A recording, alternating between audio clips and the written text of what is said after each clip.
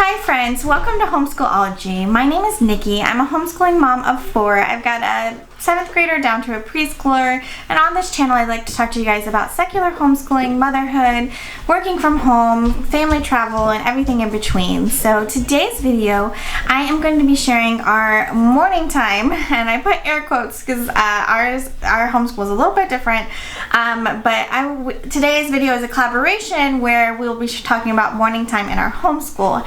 This collaboration is hosted by Abby at Rooted in Rest and Jessica from the Waldock Way, so thank you to them for hosting, and I will be linking their channels down below, as well as the playlist where you guys can hear from a bunch of moms about morning time in their homeschool. Yeah, so let's jump into the video.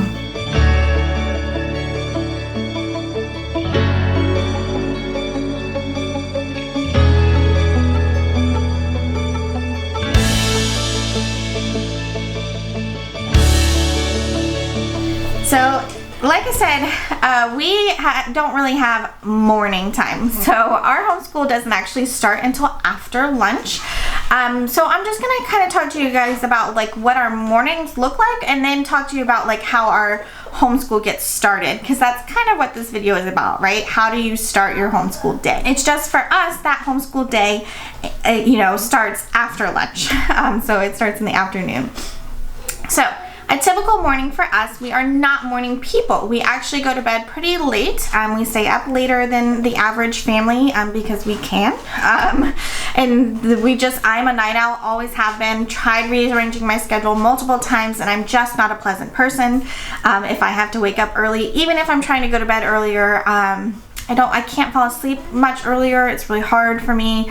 So I'm not getting as much sleep when I'm waking up earlier. And I've tried, it's not like I just do it for a week. Like I've tried for months to try to adjust, and it just doesn't work. Like it's just not my biological clock. My biological clock is night owl, so I've accepted that, and that's kind of what we do. So my kids go to bed later than your average kid, so they get up a little bit later than your average kid, which is fine. That works for us. It works for our household.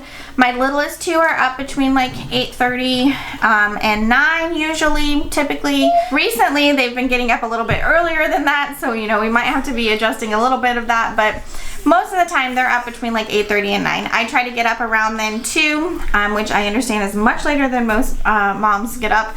And but I don't go to bed until like 1 or 2. I work at night. Once my kiddos have gone to bed, that's when I have a at-home bakery, and then I have this YouTube channel, so I work at night when the house is quiet. So yeah, so that's how so our morning times, they start later than average. So in the mornings we kind of just like get up on our own schedule, get dressed, and just kind of hang out as a family. A lot of times I will answer like emails or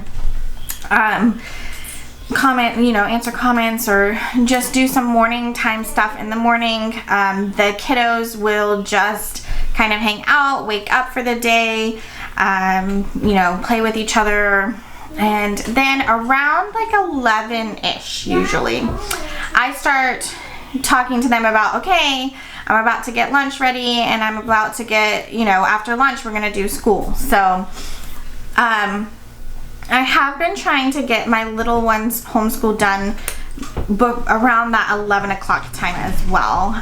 They only do their school, usually only takes less than a half an hour. So I will try to get that done with them and then go get lunch made. I was starting them right after lunch, but as I've talked about in some past updates, that wasn't really working. We weren't really getting everything done in the day that we wanted to get done. So I have now started trying to get them done before lunch, and then I get lunch made, everybody eats lunch, and then we come to the homeschool room. We don't really do like circle time or morning baskets or any of that. We don't do that. We like to dive in straight to getting our individual assignments done. It just has been the most effective method that we've found, like going ahead and getting the meat and the potatoes out of the way, and then we typically do our group things after that. So I will work with my younger daughter while my older daughter does some independent things, and then I will switch while my younger daughter does her independent things, and I will work with my older daughter. And then once we've gotten to a point where they're mostly done with all of those, we will get together and do some things together if we have them.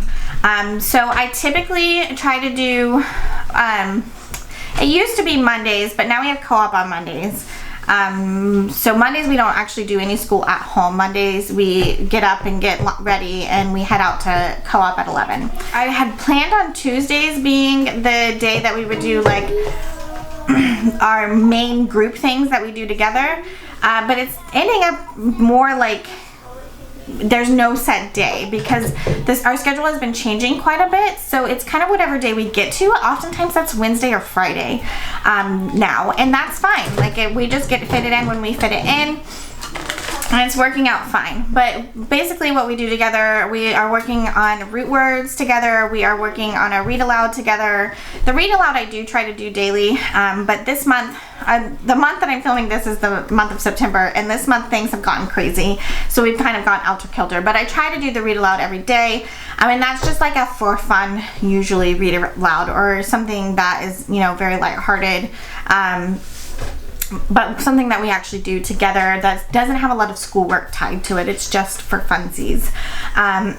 So we do our read aloud, we do our root words, we do our philosophy book, which I've shared about before, and we do, or that's it. That's like what we'll do for like our group time one day a week. And then other days for group time, we might have a science lesson that we do together, and we've been doing fairy tales and